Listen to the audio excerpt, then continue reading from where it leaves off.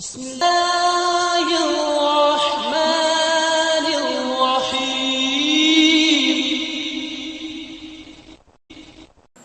السلام علیکم ورحمۃ اللہ. یہ ڈاکٹر فضل الہی صاحب کا آفیشیل یوٹیوب چینل ہے. اس کو لائک، سبسکرائب اور شیئر کریں اور بیل آئیکن پریس کریں تاکہ نئے آنے والی ویڈیوز کا نوٹیفیکیشن آپ کو موصول ہو سکے. جزاکم اللہ خیر.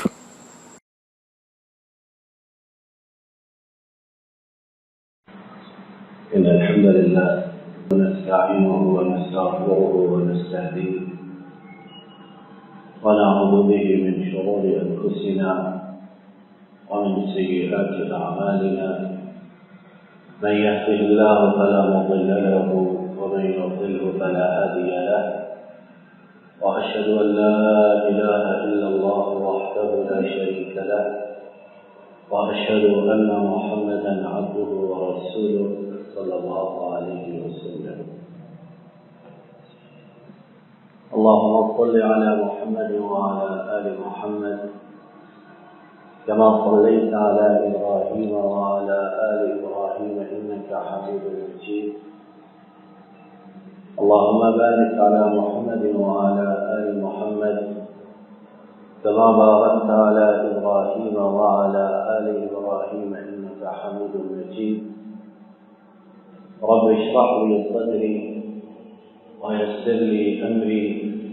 واحلل عقدة من لساني يفقهوا قولي. اللهم انفعنا بما علمتنا وعلمنا ما ينفعنا وزدنا علما. سبحانك لا علم لنا إلا ما علمتنا إنك أنت العليم الحكيم. أعوذ بالله من الشيطان الرجيم. بسم الله الرحمن الرحيم. ثم قست قلوبكم من بعد ذلك فهي كالحجارة أو أشد قسوة. ہر قسم کی تعریف و ستائش اللہ رب العالمین کے لیے، اور عرب نغرہ درود و سلام امام الانبیاء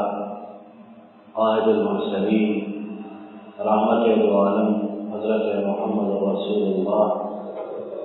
صلی اللہ علیہ وسلم پر اور آپ کے ان صحابہ کرام پر جنہوں نے آپ کی اتباع اور فرمانبرداری کی. رمضان کا مبارک مہینہ رخصت ہو چکا، اور کس طرح پلک جھپکنے میں آنکھوں ہی آنکھوں دیکھتے ہوئے یہ مبارک اور مقدس مہینہ گزر گیا. کل تک ہم اس کے استقبال کی تیاریوں میں تھے، اور اہل ایمان کے دل اس کے استقبال کی خوشی سے چھلک رہے تھے، اور آج ہم اسے الوداع کہہ کر فارغ بھی ہو چکے ہیں. یہ مبارک مہینہ، یہ مقدس مہینہ، یہ ماہ قرآن، یہ ماہ صیام صرف اس لیے نہیں آتا ہے کہ ہم ان 29 یا 30 دنوں میں اپنے آپ کو عبادت میں کے رنگ میں رنگیں، اپنے اندر اپنے رب کی جستجو، عبادت، بندگی، اطاعت کا تھوڑا بہت جذبہ پیدا کریں، اور جیسے ہی عید کا چاند نظر آئے شیطان ہمارے دل و دماغ پر، ہمارے قلب و جوارح پر اسی طرح حاوی ہو جائے جس طرح کہ اس ماہ مبارک کے آنے سے پہلے تھا. بہت سے لوگوں کا وتیرہ یہ کہ رمضان سے پہلے ان کی زندگی جس ڈگر پر، جس روش پر چل رہی تھی، رمضان کے فوراً بعد وہ اسی روش اور طریقے کو دوبارہ اپنا لیتے ہیں، اور بہت سے اپنے کہیں اگر زبان قال سے نہ کہیں، اپنی زبان سے یہ لفظ نہ نکالیں، لیکن زبان حال سے، اپنی بدن بولی سے اس بات کا اظہار ضرور کرتے ہیں کہ ہم نے رمضان میں بہت بندگی کر لی، بہت عبادت کر لی، اب چونکہ ہم نے سال بھر کی عبادت کا کوٹا جو ہے وہ رمضان میں پورا کر دیا، اب باقی 11 مہینے ہمیں چھٹی ہے، اور آئندہ رمضان اگر دیکھنا نصیب ہوا تو پھر ہم اپنے آپ کو رب کی بندگی میں رنگ لیں گے۔ جبکہ درد دل رکھنے والا ایک دوسرا گروہ ایسا بھی ہے جو رمضان میں تو رب کی بندگی اور عبادت کے لیے کوشاں رہتا ہے، لیکن ان کے دل میں یہ تڑپ، یہ حسرت بھی رہتی ہے کہ کاش رمضان کے بعد بھی ہم اسی طرح اللہ کی عبادت میں مگن رہیں، اسی طرح اللہ کی بندگی اور اطاعت کرتے رہیں جس طرح کہ ہمارے رب نے ہمیں رمضان میں توفیق عطا فرمائی ہے۔ اللہ کی توفیق سے چند لمحات میں جو بات کہنی مقصود و مطلوب ہے وہ یہ ہے کہ وہ کون سی رکاوٹیں ہیں، وہ کون سے موانع ہیں جن کی بنیاد پر ہم رمضان کے بعد اللہ کی بندگی سے دور ہو جاتے اور عبادت کی راہ کو چھوڑ دیتے ہیں۔ اور ان اسباب کو سننے کے بعد طائرانہ سی نظر، سرسری سا جائزہ ہم ان اسباب کا بھی لیں گے اللہ کی توفیق سے جن کی بنا پر رمضان کے بعد بھی ہم اللہ کی عبادت اور بندگی سے جڑے رہ سکتے ہیں۔ پہلے ہمیں یہ بات سمجھنی ہے کہ ہم مسلمانوں کو صرف رمضان کی عبادت کے لیے پیدا نہیں کیا گیا۔ ہمارے نبی کریم صلی اللہ علیہ وسلم کو یہ حکم ربانی ہے وَاعْبُدْ رَبَّكَ حَتَّى يَأْتِيَكَ الْيَقِينُ، اپنے رب کی عبادت بندگی کیجئے جب تک کہ آپ کی اس دنیا سے رحلت کا وقت نہیں آ جاتا۔ اور اسی طرح وَمَا خَلَقْتُ الْجِنَّ وَالْإِنسَ إِلَّا لِيَعْبُدُونِ، میں نے، رب العالمین فرما رہے ہیں، میں نے انسانوں اور جنوں کو نہیں پیدا کیا مگر اپنی عبادت کے لیے۔ رمضان نیکیوں کا موسم بہار، نیکیوں اور حسنات کو جمع کرنے کا بہترین وقت، لیکن مسلمان کی یہ شان نہیں، نہ اس کے لائق ہے کہ وہ رمضانی مسلمان ہو اور اس کے بعد شیطانی راہ پر چل نکلے۔ ہماری پیدائش کا، ہماری تخلیق کا، ہمارے دنیا میں وجود آنے کا مقصد ہی یہ ہے کہ ہم رب کی بندگی اور اطاعت میں ڈوبے رہیں اور اس سے انحراف اور اعراض نہ کریں، اور دن میں 5 نمازوں کی ہر رکعت میں، فرضوں میں بھی، سنتوں میں بھی، نوافل میں بھی ہم اللہ سے کیا التجا کرتے ہیں؟ سورہ فاتحہ کی صورت میں اہدنا الصراط المستقیم، دن میں کتنی مرتبہ کہ اے اللہ صراط مستقیم کی طرف ہماری رہنمائی فرما۔ تو یہ صرف رمضان کے لیے تو خاص نہیں، یہ تو زندگی بھر کے لیے حتیٰ کہ انسان کو مٹی میں ملا کر مٹی کر دیا جائے۔ تو بطور تمہید ہم نے جو یہ بات سنی کہ آیات ربانیہ جو ہیں وہ اس بات پر دلالت کناں ہے کہ ہمیں پیدا ہی عبادت کے لیے کیا گیا، ہماری تخلیق کا مقصد ہی ہے، مرتے دم تک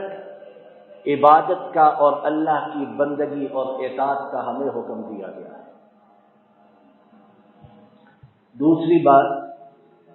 ہمارے آج کے خطبہ جمعۃ المبارک کی یہ ہے کہ وہ کون سے موانع اور کون سی رکاوٹیں ہیں جن کی بنا پر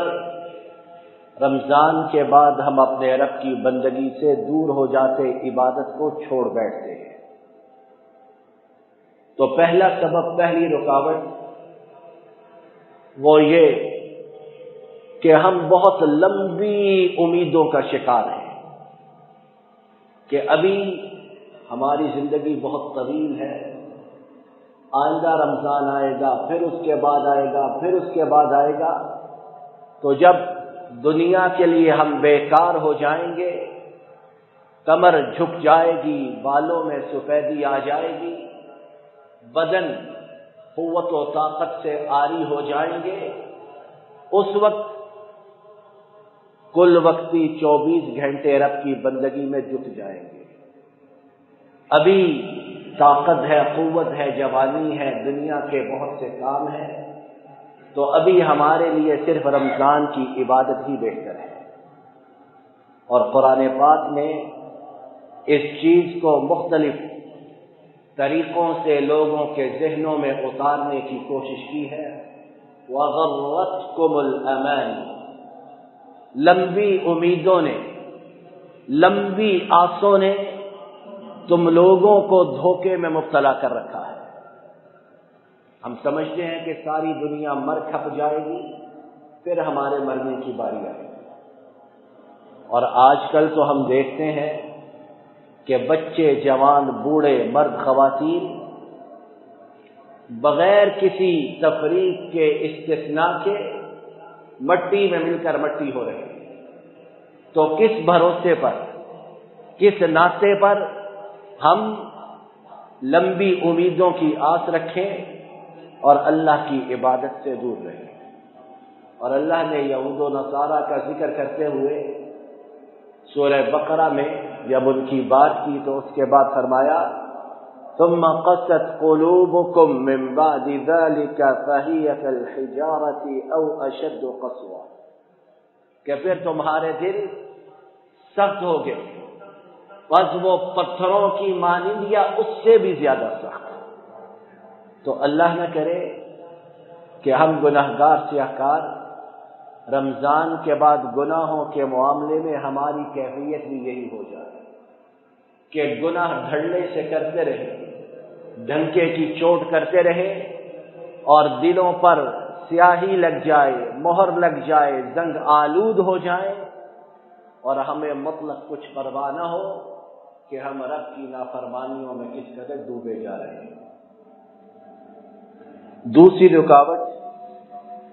جس کی وجہ سے ہم میں سے بہت سے لوگ رمضان کے بعد اللہ کی بندگی، عبادت سے دور ہوتے ہیں، وہ بعض جائز کاموں میں، ذرا توجہ کیجئے گا، وہ بعض جائز کاموں میں ضرورت سے زیادہ پھیلاؤ اور ضرورت کی حد سے باہر نکلنا ہے۔ اچھا لباس، اچھا کھانا، اچھا پینا، اچھی رہائش، اچھی گاڑی جائز کمائی سے ہو، اسراف تبذیر سے دور ہو، تو شریعت کی نظر میں عین جائز اور حلال ہے۔ لیکن یہ آرزو رکھنا کہ پورے گلی محلے میں میرا لباس سب سے بہترین ہو، پورے سیکٹر میں میرے دسترخوان کی دھوم ہو، میری گاڑی جدھر سے گزرے لوگ انگلیاں دانتوں تلے دبا لیں کہ کیا گاڑی ہے، میرے گھر کی زیب و زیبائش دیکھ کر راہ گزر رک جائیں اور دیکھتے رہ جائیں کہ کیا تعمیر ہوا ہے۔ اس طرح کی خواہشات کو پالنا یہ بہت دفعہ انسان کو گناہوں کی پٹری پر لے جاتا ہے۔ پھر انسان ان خواہشات کی دل میں آبیاری کرتا رہتا ہے حتیٰ کہ وہ حلال حرام کی تمیز کھو بیٹھتا ہے۔ پھر وہ لوگوں کی نگاہوں میں عزت پانے کے لیے، لوگوں میں نام بڑا کرنے کے لیے اور لوگوں کے دلوں کے قریب ہونے کے لیے اور اپنے نام کو ان کے لبوں پر ہر وقت گردش کرتا دیکھنے کے لیے حلال حرام، خبیث طیب، جید اور ردی اس کی تمیز کو یکسر بھول بیٹھتا ہے۔ قرآن پاک میں سورہ طٰہٰ میں اللہ تعالیٰ نے اس بات کی وضاحت کی، کُلُوا مِن طَیِّبَاتِ مَا رَزَقْنَاکُمْ وَلَا تَطْغَوْا فِیہ، کھاؤ پاکیزہ چیزوں سے لیکن حد سے زیادہ نہ بڑھو۔ اسراف، تبذیر، میانہ روی، اعتدال کی راہ کو نہ چھوڑو کہ جب چھوڑو گے تو لا محالہ گناہوں کی دلدل میں دھنس جاؤ گے۔ تیسرا سبب جس کے باعث ہم رمضان کے بعد اللہ کی بندگی اطاعت سے دور ہوتے کہ رمضان میں ہمارا رب ہمیں جو ایک ایمانی ماحول، ایک روحانی ماحول اپنے فضل و کرم سے مساجد میں حاضری کی صورت میں، تراویح میں، دروس میں، دین کی محافل میں حاضری کی صورت میں عطا فرماتا ہے، رمضان کے بعد بہت سے لوگ اس سے اپنا ناطہ توڑ لیتے ہیں۔ اور صحیح حدیث پاک میں کہ اللہ کے نزدیک سب سے بہترین جگہیں اللہ کے گھر مساجد اور سب سے بری جگہیں بازار۔ تو کتنے لوگ رمضان میں مساجد کا رخ کرتے، اپنا وقت مساجد میں گزارنا چاہتے، اور رمضان کے بعد تو فرض نمازوں ہی میں حاضری اتنی کم ہو جاتی ہے کہ اللہ کی پناہ۔ کہاں جاتے ہیں لوگ سارے؟ مسلمان ہیں، کوئی مرتد نہیں ہو گئے، مسلمان ہیں، کوئی ہجرت کر کے حبشہ نہیں چلے گئے، مسلمان ہیں، کوئی زمین میں نہیں دھنس گئے یا آسمان پر نہیں اڑ گئے۔ کہاں گئے؟ یہی کہ مساجد سے دین کی بات سننے سنانے سے تعلق توڑا۔ بہت سے لوگ بازاروں کی رونق اور زینت بنے، اور بازاروں میں جو جھوٹ، فریب، فراڈ، فحاشی اور جتنے گناہ بھی ہم ذکر کریں جن کا تعلق بازار سے ہے اتنا ہی کم ہے۔ تو جب اللہ کے گھروں سے ہمارا تعلق ٹوٹتا ہے تو لا محالہ ہمارے ایمان کا گراف نیچے گرتا ہے اور ہم عبادت سے روگردانی کرتے ہیں۔ اسی طرح نبی کریم صلی اللہ علیہ وسلم کی صحیح حدیث پاک کے مطابق 100 بندے کے قاتل کے متعلق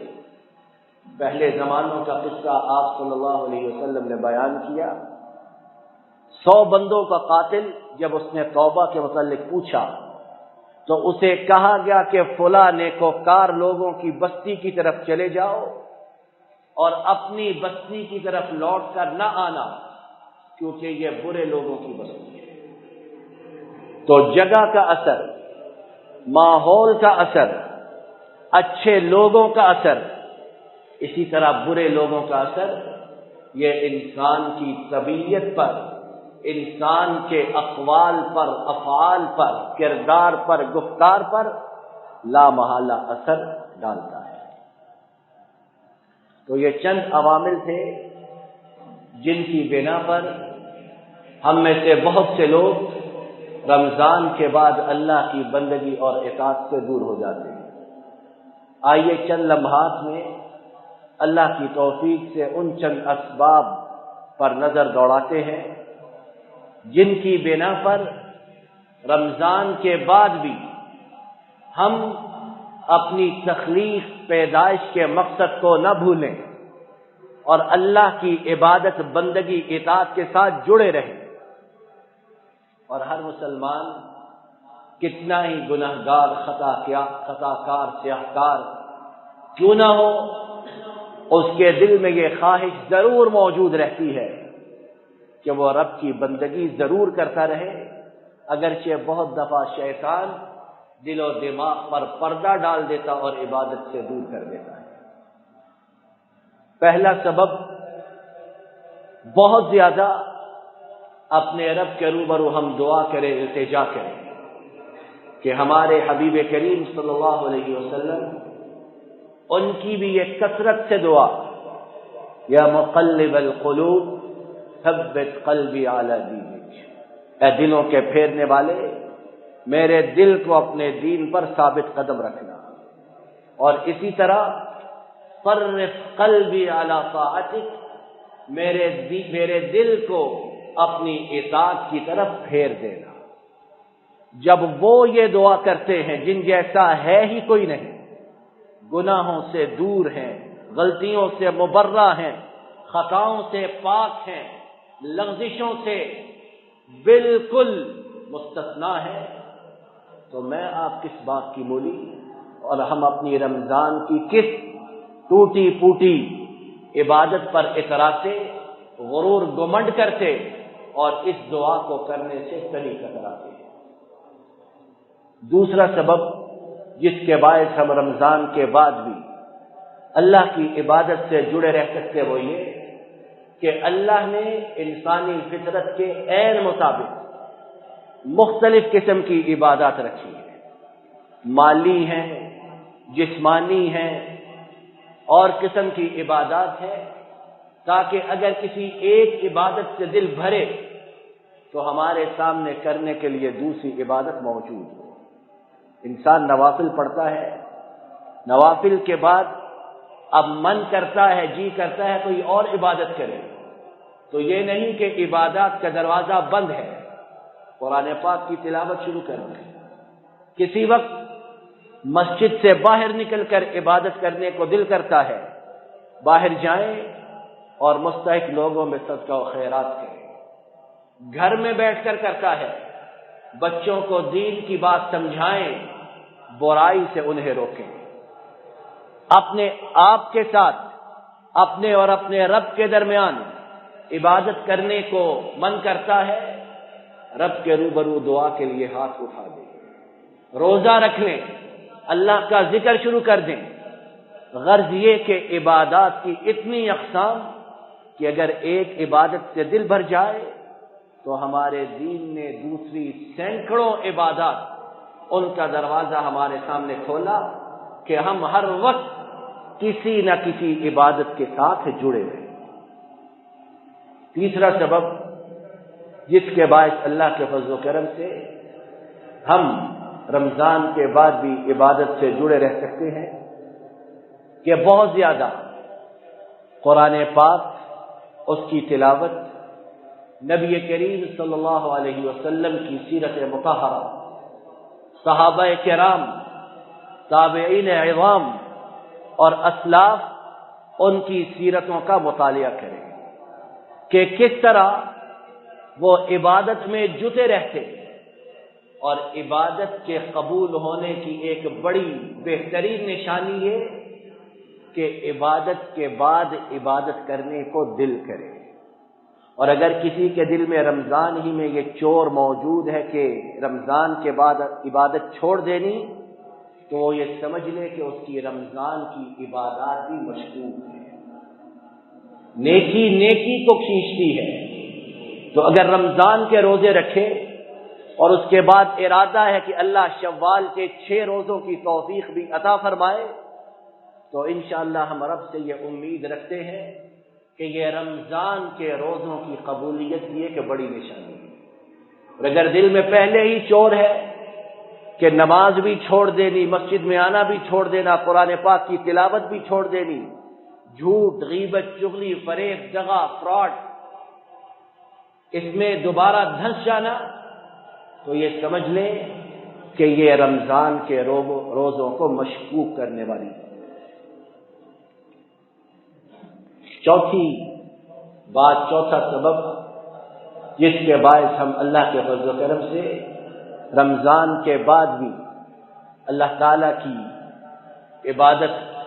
اور بندگی میں مصروف رہ سکتے ہیں، وہ یہ ہے کہ جو کچھ اللہ تعالیٰ نے اپنے نیکوکار بندوں کے لیے اپنی میزبانی میں جنتوں میں تیاری کی ہے، اسے ہر وقت ہم اپنے ذہنوں میں رکھیں کہ دنیا میں سب سے جنت میں سب سے آخر میں جانے والا شخص، صحیح حدیث پاک، جنت میں سب سے آخر میں جانے والا شخص، اسے دنیا کے 5 بادشاہوں کی سلطنت، ریاست اور حکومت جیسی جنت ملے گی، کوئی مقابلہ ہی نہیں۔ اور اس سے بڑھ کر اللہ کا دیدار، اللہ کی خوشنودی، نبی کریم صلی اللہ علیہ وسلم کا دیدار، آپ کی شفاعت، آپ کے حوض کوثر سے، آپ کے دست مبارک سے پانی، صحابہ کرام رضوان اللہ علیہم اجمعین کا دیدار، ان کی معیت، ان کا پڑوس، ان کی ہمسائیگی۔ اور آپ صلی اللہ علیہ وسلم نے تو بات ہی ختم فرما دی کہ ان جنتوں میں وہ کچھ ہے جسے نہ کسی آنکھ نے دیکھا، نہ کسی کان نے سنا، اور نہ ہی کسی دل پر اس کا وہم و گمان بھی گزرا۔ تو اگر ہم رب کی اس مہمانی کو اپنے ذہن میں ہر وقت تر و تازہ رکھیں اور اسے اپنے دل و دماغ سے محو نہ ہونے دیں، تو رب کی رحمت سے بہت امید ہے کہ رمضان کے بعد بھی ہم رب کی بندگی اور اطاعت میں مدد رکھیں۔ اللہ تعالیٰ اپنے فضل و کرم سے ہم گناہ گاروں کو، خطا کاروں کو رمضان کے بعد بھی اپنی بندگی سے جوڑے رکھے،